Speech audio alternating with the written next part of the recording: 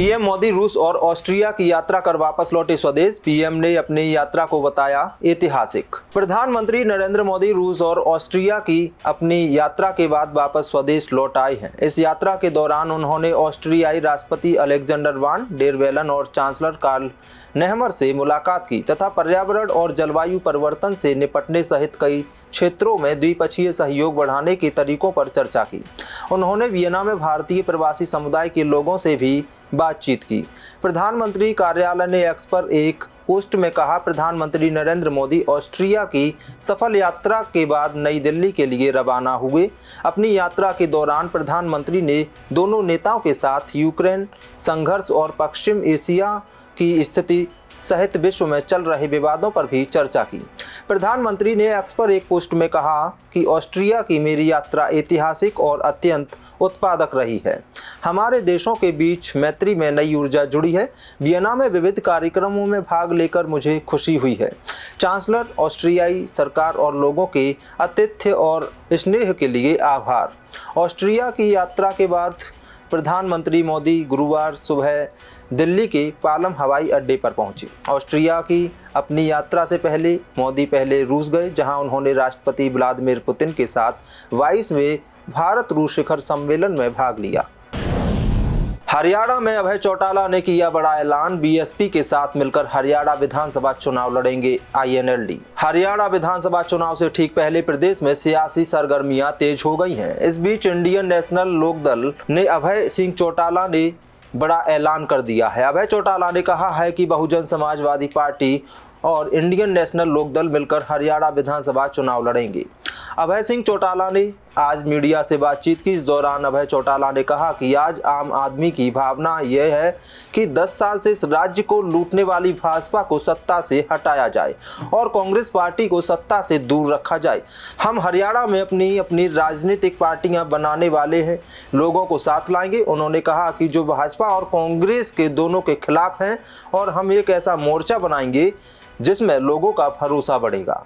Seat बंटवारे के फॉर्मूले के तहत 90 विधानसभा सीटों में बसपा 37 सीटों पर चुनाव लड़ेगी और बाकी सीटों पर इनेलो अपने उम्मीदवार उतारेगी, जिस पर प्रमुख मायावती ने कहा कि राष्ट्रपति समन्वय आनंद ने कहा है अगर गठबंधन चुनाव जीता है तो चौटाला के मुख्यमंत्री बनाया जाएगा। आपको बता दें, यह बसपा ने 10 में से 9 संसदीय सीटों पर चुनाव लड़ा था।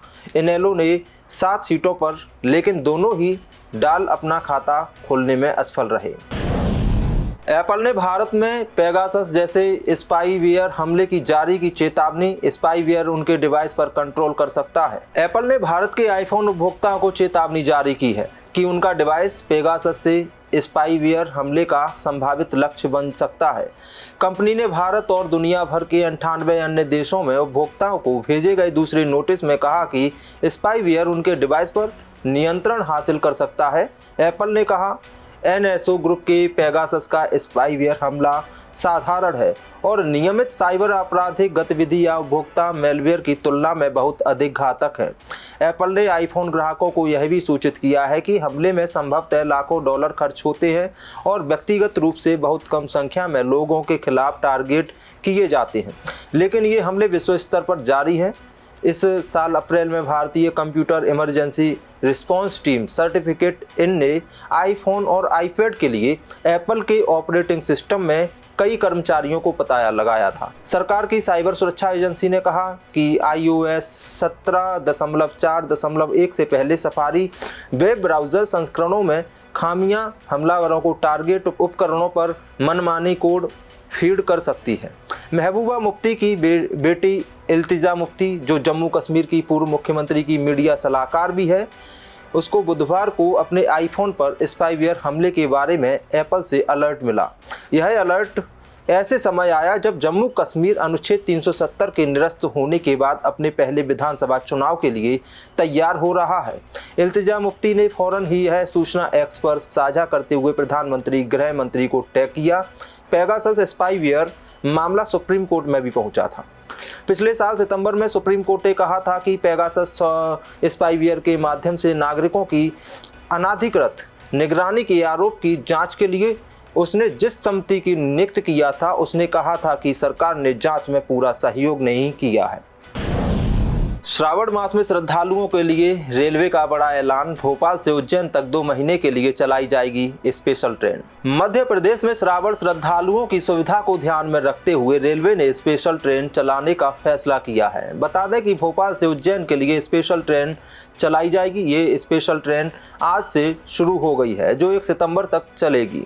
बताया जा रहा है कि यह स्पेशल ट्रेन सावन के महीने में श्रद्धालुओं को सुविधा देने के लिए चलाई जा रही है। यह रात में 2 बजे भोपाल से रवाना होगी और सुबह करीब 7 बजे तक उज्जैन पहुंच जाएगी। और अगर वापस उज्जैन से भोपाल आना है तो यह ट्रेन रात 9 बजे उज्जैन से रवाना होगी और 1 बजे तक भोपाल पहुंच जाएगी। दरअसल 22 जुलाई से सावन का महीना शुरू हो जाएगा और यात्रियों की संख्या बढ़ जाएगी। इसे ध्यान में रखते हुए रेलवे विभाग ने उज्जैन के लिए स्पेशल ट्रेन चलाने का फैसला किया है। बता दें, सावन के महीने में सर्वाधिक श्रद्धालु बाबा महाकाल के दर्शन करने के लिए बड़ी संख्या में उज्जैन जाते हैं। टीम इंडिया के पाकिस्तान जाने पर असमंजस। हाइब्रिड मॉडल के तहत हो सकता है चैंपियंस ट्रॉफी का आयोजन। चैंपियंस ट्रॉफी 2025 का आयोजन पाकिस्तान में होना है। टीम इंडिया के इस टूर्नामेंट के लिए पाक जाने की संभावना नहीं है। एक रिपोर्ट के मुताबिक भारतीय क्रिकेट कंट्रोल बोर्ड इसको लेकर आईसीसी से बात करेगा। इस बार चैंपियंस ट्रॉफी का आयोजन हाइब्रिड मॉडल के तहत हो सकता है। टीम इंडिया के मैच दुबई या श्रीलंका में आयोजित हो सकते हैं। इससे पहले एशिया कप में भी ऐसा हुआ था। एक खबर के मुताबिक टीम इंडिया के चैंपियंस ट्रॉफी के लिए पाकिस्तान जाने की संभावना नहीं है। ऐसे में कहा जा रहा है बीसीसीआई आईसीसी से दुबई या श्रीलंका में मैचों की मेज़बानी करने के लिए बात करेगा। यह भी हो सकता है कि टीम इंडिया अपने मैच दुबई या श्रीलंका में खेलें और बाकी मुकाबले में पाकिस्तान में आयोजित हों। आपको बता दें, पिछले साल पाकिस्तान की टीम वनडे विश्व कप के लिए यहाँ आई थी। यही वजह है कि अभी और भी बातचीत हो सकती है। देश दुनिया की सभी खबरें देखने के लिए जुड़े रहिए आचरण न्यूज से। आचरण न्यूज, हर कदम आपके साथ।